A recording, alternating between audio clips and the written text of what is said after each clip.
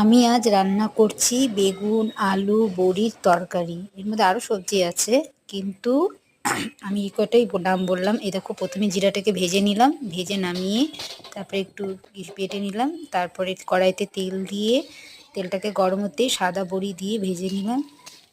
তারপরে আবার তেল দিয়ে একটু মটর ডালের বড়িও ভেজে নিলাম। ভেজে নিয়ে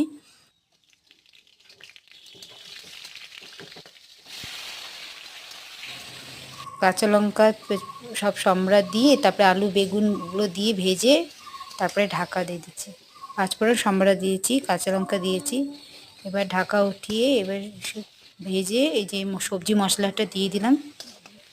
তারপরে একটু জল দিয়ে একটু ফুটতে দিলাম। তারপরে হলো ওই বড়িগুলো দিয়ে দিচ্ছি। 2 রকমের বড়ি আমি দিয়েছি এখানে, একটু খেতে অন্যরকম হবে।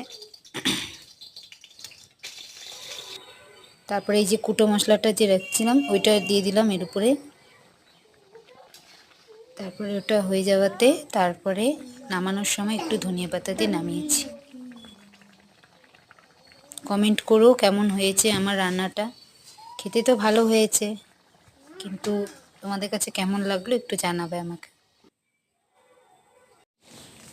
Bye bye.